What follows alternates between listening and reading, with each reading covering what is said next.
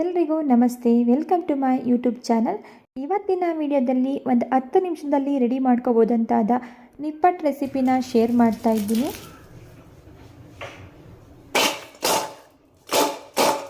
ಈ ರೆಸಿಪಿನ ಮಾಡಲಿಕ್ಕೆ ಯಾವುದೇ ಅಕ್ಕಿ ಹಿಟ್ಟು, ಮೈದಾ ಹಾಗೆ ರವೆ ಬೇಕಾಗಿಲ್ಲ. ಕೇವಲ 1 ಕಪ್ ಗೋಧಿ ಹಿಟ್ಟಿನಿಂದ ಆರಾಮಾಗಿ ಮಾಡ್ಕೋಬೋದು. 1 ತಿಂಗಳವರೆಗೂ ಸ್ಟೋರ್ ಮಾಡಿ ತಿನ್ಬೋದು. ಬನ್ನಿ ಯಾವ ರೀತಿ ಮಾಡ್ಕೊಳ್ಳೋದು ಅಂತ ನೋಡೋಣ. ಮೊದಲು ನಾನಿಲ್ಲಿ ಒಂದು ಮಿಕ್ಸಿಂಗ್ ಬೌಲ್ಗೆ 2 ಕಪ್ ಆಗೋಷ್ಟು ಗೋಧಿ ಹಿಟ್ಟನ್ನು ಸೇರಿಸ್ಕೊಳ್ತಾ ಇದ್ದೀನಿ. ನಂತರ ಇದಕ್ಕೆ ಅರ್ಧ ಟೀ ಸ್ಪೂನಷ್ಟು ಅರಿಶಿಣದ ಪುಡಿ, ಸಣ್ಣದಾಗಿ ಹೆಚ್ಚಿಟ್ಕೊಂಡಿರುವಂತಹ ಅರ್ಧ ಇಂಚಷ್ಟು ಶುಂಠಿ, 1 ಟೀ ಸ್ಪೂನ್ ಆಗೋಷ್ಟು ಬಿಳಿ ಎಳ್ಳು, ನೀವಿಲ್ಲಿ ಕಪ್ಪೆಳ್ಳನ್ನು ಸಹ ಸೇರಿಸ್ಕೋಬೋದು.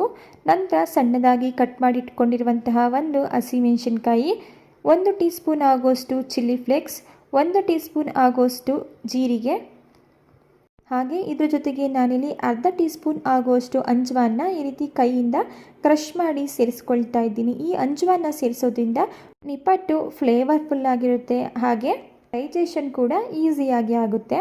ಹಾಗೆ ಇದ್ರ ಜೊತೆಗೆ ಒಂದು ಚಿಕ್ಕ ಕಪ್ನಲ್ಲಿ ಅರ್ಧ ಕಪ್ ಆಗುವಷ್ಟು ಕರಿಬೇವಿನ ಸೊಪ್ಪನ್ನು ಸಣ್ಣದಾಗಿ ಹೆಚ್ಚಿ ಸೇರಿಸ್ಕೊಳ್ತಾ ಇದ್ದೀನಿ. ಕರಿಬೇವಿನ ಸೊಪ್ಪನ್ನು ಸೇರಿಸೋದ್ರಿಂದ ಫ್ಲೇವರ್ಫುಲ್ ಆಗಿರುತ್ತೆ. ಒಮ್ಮೆ ಇದನ್ನು ಮಿಕ್ಸ್ ಮಾಡಿಕೊಂಡು ನಂತರ ಇದಕ್ಕೆ ರುಚಿಗೆ ತಕ್ಕಷ್ಟು ಉಪ್ಪು, ಹಾಗೆ ನಾನಿಲ್ಲಿ 3 ಟೇಬಲ್ ಸ್ಪೂನ್ ಆಗುವಷ್ಟು ಬಿಸಿ ಎಣ್ಣೆನ ಸೇರಿಸಿ ಇದನ್ನೆಲ್ಲ ಮಿಕ್ಸ್ ಮಾಡ್ಕೊಳ್ತಾ ಇದ್ದೀನಿ. ಮೊದಲು ನಾನು ಇದನ್ನು ಸ್ಪೂನಿಂದ ಮಿಕ್ಸ್ ಮಾಡ್ಕೊಳ್ತಾ ಇದ್ದೀನಿ, ಯಾಕಂದರೆ ನಾವಿಲ್ಲಿ ಬಿಸಿ ಎಣ್ಣೆನ ಸೇರಿಸಿರೋದ್ರಿಂದ. ನಂತರ ಇದನ್ನು ಕೈಯಿಂದನೇ ಸ್ವಲ್ಪ ಪ್ರೆಸ್ ಮಾಡಿ ನೋಡಿ, ಈ ರೀತಿ ಹಿಟ್ಟನ್ನು ಪ್ರೆಸ್ ಮಾಡಿ ಮಿಕ್ಸ್ ಮಾಡ್ಕೋಬೇಕಾಗುತ್ತೆ. ನಾವಿಲ್ಲಿ ಸೇರಿಸಿರುವಂತಹ ಎಣ್ಣೆ ಎಲ್ಲ ಹಿಟ್ಟಲ್ಲೂ ಚೆನ್ನಾಗಿ ಬೆರೆತ್ಕೋಬೇಕು. ಯಾವ ರೀತಿ ಹಿಟ್ಟನ್ನು ಮಿಕ್ಸ್ ಮಾಡ್ಕೋಬೇಕು ಅಂದರೆ, ನಾವಿಲ್ಲಿ ನೋಡಿ ಹಿಟ್ಟನ್ನು ಈ ರೀತಿ ಉಂಡೆ ಮಾಡಿದಾಗ ಅದು ಉಂಡೆ ಆಗಬೇಕು. ಬೈ ಮಿಸ್ ನಿಮಗೆ ಉಂಡೆ ಆಗಿಲ್ಲ ಅಂತ ಹೇಳಿದ್ರೆ ಇನ್ನೊಂದು ಸ್ವಲ್ಪ ಬಿಸಿ ಎಣ್ಣೆನ ಸೇರಿಸಿ ಮಿಕ್ಸ್ ಮಾಡ್ಕೊಳ್ಳಿ. ನೋಡಿ ಮತ್ತೊಮ್ಮೆ ನಾನಿಲ್ಲಿ ಇದನ್ನು ಉಂಡೆ ಮಾಡಿ ತೋರಿಸ್ತೀನಿ. ಈ ರೀತಿ ಉಂಡೆ ಆಗಬೇಕು, ಆಗ ಮಾತ್ರ ನಿಪ್ಪಟ್ಟು ಗರಿ ಗರಿಯಾಗಿ ಬರುತ್ತೆ. ನಂತರ ಇದಕ್ಕೆ ನಾನಿಲ್ಲಿ ಸ್ವಲ್ಪನೇ ನೀರನ್ನು ಸೇರಿಸಿ ಮಿಕ್ಸ್ ಮಾಡ್ಕೊಳ್ತಾ ಇದ್ದೀನಿ. ಇಲ್ಲಿ ಬಿಸಿ ನೀರನ್ನು ಸೇರಿಸೋ ಅವಶ್ಯಕತೆ ಇಲ್ಲ. ಸೊ ನಾರ್ಮಲ್ ವಾಟರನ್ನೇ ಸೇರಿಸಿ ಇದನ್ನು ಸಾಫ್ಟಾಗಿ ಕಲಸಿಟ್ಕೊಳ್ಳಿ. ಚಪಾತಿ ಹಿಟ್ಟಿನ ಅದಕ್ಕೆ ಇದನ್ನು ಸಾಫ್ಟಾಗಿ ಕಲಸಿಟ್ಕೊಂಡ್ರೆ ಸಾಕು. ಈಗ ನಾನಿಲ್ಲಿ ಸಾಫ್ಟಾಗಿ ಹಿಟ್ಟನ್ನು ಕಲಸಿಟ್ಕೊಂಡಿದ್ದೀನಿ, ನೀವಿಲ್ಲಿ ನೋಡ್ತಾ ಇರ್ಬೋದು. ಈಗ ಕೌಂಟರ್ ಟಾಪ್ ಮೇಲೆ ಸ್ವಲ್ಪ ಗೋಧಿ ಹಿಟ್ಟನ್ನು ಸ್ಪ್ರೆಡ್ ಮಾಡಿಕೊಂಡು ನಾವು ಈ ಕಲಸಿಟ್ಕೊಂಡಿರುವಂತಹ ಹಿಟ್ಟಲ್ಲಿ ಅರ್ಧ ಹಿಟ್ಟನ್ನು ತೆಕ್ಕೊಳ್ತಾ ಇದ್ದೀನಿ. ಈಗ ಇದನ್ನು ನಾವು ಚಪಾತಿ ಹಿಟ್ಟಿನ ಅದಕ್ಕೆ ತೆಳುವಾಗಿ ಲಟ್ಟಿಸ್ಕೊಳ್ಳೋಣ.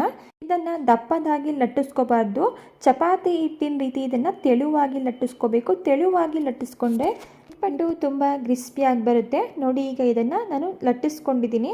ನಾನಿಲ್ಲಿ ಈ ರೀತಿ ಗ್ಲಾಸ್ ಸಹಾಯದಿಂದ ಇದನ್ನು ಕಟ್ ಮಾಡ್ಕೊಳ್ತಾ ಇದ್ದೀನಿ. ನಿಮ್ಮನೇಲಿ ಯಾವುದಾದ್ರೂ ಬೌಲ್ ಆಗಿರಲಿ, ಗ್ಲಾಸ್ ಅಥವಾ ಯಾವುದಾದ್ರೂ ಕ್ಯಾಪ್ ಇದ್ದರೆ ಈ ರೀತಿ ನಿಪ್ಪಟ್ಟನ್ನ ಕಟ್ ಮಾಡ್ಕೋಬೇಕಾಗುತ್ತೆ. ನೀವು ಇದೇ ರೀತಿ ಮಾಡ್ಕೋಬೇಕು ಅಂತೇನಿಲ್ಲ, ನಿಮಗೆ ಯಾವ ಶೇಪಲ್ಲಿ ಇಷ್ಟ ಆಗುತ್ತೆ ಆ ಶೇಪಲ್ಲಿ ಕೂಡ ನೀವು ಕಟ್ ಮಾಡ್ಕೋಬೋದು. ಆದರೆ ನಿಪ್ಪಟ್ಟು ಅಂದರೆ ರೌಂಡ್ ಶೇಪಲ್ಲೇ ಇರೋದ್ರಿಂದ ಇದನ್ನು ನಾನಿಲ್ಲಿ ರೌಂಡ್ ಶೇಪಲ್ಲೇ ಕಟ್ ಮಾಡ್ಕೊಳ್ತಾ ಇದ್ದೀನಿ. ಇದರಲ್ಲಿರುವಂತಹ ಎಕ್ಸ್ಟ್ರಾ ಹಿಟ್ಟನ್ನೆಲ್ಲ ರಿಮೂವ್ ಮಾಡಿಕೊಂಡು ನಾನು ಕಟ್ ಮಾಡಿಟ್ಕೊಂಡಿರುವಂತಹ ನಿಪ್ಪಟ್ಟಿನ ಪೀಸಸ್ಗಳನ್ನ ಒಂದು ಪ್ಲೇಟ್ಗೆ ತೆಗೆದಿಟ್ಕೊಳ್ತಾ ಇದ್ದೀನಿ.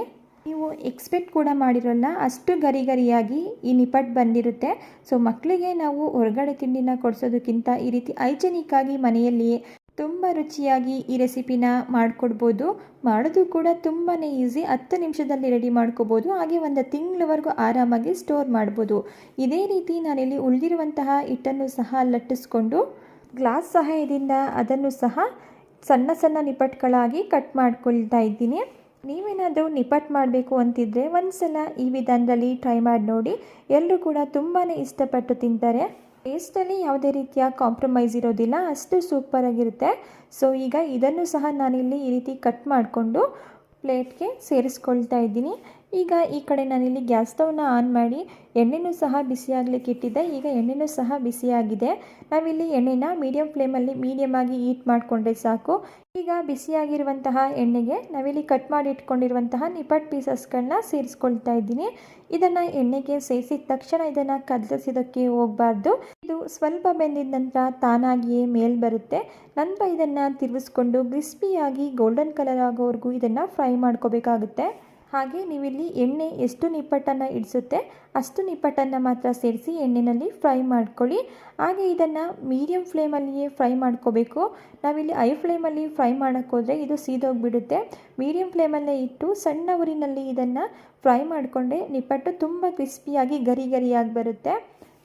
ಈಗ ನಾನಿಲ್ಲಿ ಮೀಡಿಯಮ್ ಫ್ಲೇಮಲ್ಲಿ 4ರಿಂದ 5 ನಿಮಿಷ ಇದು ಕ್ರಿಸ್ಪಿಯಾಗಿ ಕಲರ್ ಚೇಂಜ್ ಆಗೋವರೆಗೂ ಇದನ್ನು ಫ್ರೈ ಮಾಡ್ಕೊಂಡಿದ್ದೀನಿ. ನೋಡಿ ಇದು ಆಗಿದೆ ಅಂತ ಹೇಗೆ ಗೊತ್ತಾಗುತ್ತೆ ಅಂತ ಹೇಳಿದ್ರೆ ಇದರಲ್ಲಿ ಬರುವಂತಹ ಬಬಲ್ಸ್ ಕಮ್ಮಿ ಆಗುತ್ತೆ. ಸೊ ಬಬಲ್ಸ್ ಬರೋದಿಲ್ಲ, ಈಗ ಇದು ಆಗಿದೆ ಅಂತ ಹೇಳಿ ಅರ್ಥ. ಈಗ ಫ್ರೈ ಮಾಡ್ಕೊಂಡಿರುವಂತಹ ನಿಪ್ಪಟ್ಟನ್ನ ನಾನಿಲ್ಲಿ ಒಂದು ಪ್ಲೇಟ್ಗೆ ತೆಗೆದಿಟ್ಕೊಳ್ತಾ ಇದ್ದೀನಿ. ಅದೇ ರೀತಿ ನಾನಿಲ್ಲಿ ಉಳಿದಿರುವಂತಹ ನಿಪ್ಪಟ್ಟುಗಳನ್ನ ಎಣ್ಣೆಗೆ ಸೇರಿಸಿ ಫ್ರೈ ಮಾಡ್ಕೊಳ್ತಾ ಇದ್ದೀನಿ. ನೋಡಿ ಈಗ ನೀವಿಲ್ಲಿ ಅಬ್ಸರ್ವ್ ಮಾಡ್ತಿರ್ಬೋದು, ನಾವು ನಿಪ್ಪಟ್ಟನ ಎಣ್ಣೆಗೆ ಸೇರಿಸಿದಾಗ ಎಷ್ಟೊಂದು ಬಬಲ್ಸ್ ಬರ್ತಾ ಇದೆ ಅಂತೇಳಿ. ಇದು ಕಂಪ್ಲೀಟಾಗಿ ಬೆಂದಿದ ನಂತರ ಬಬಲ್ಸ್ ಎಲ್ಲ ಸ್ಟಾಪ್ ಆಗುತ್ತೆ. ಆಗ ಇದನ್ನ ನಾವು ಎಣ್ಣೆಯಿಂದ ತೆಕ್ಕೊಂಡ್ರೆ ಸಾಕು. ನೋಡಿ ಇದನ್ನು ಸಹ ನಾವು ಮೀಡಿಯಂ ಫ್ಲೇಮಲ್ಲಿಟ್ಟು ಚೆನ್ನಾಗಿ ಫ್ರೈ ಮಾಡ್ಕೊಳ್ತಾ ಇದ್ದೀನಿ.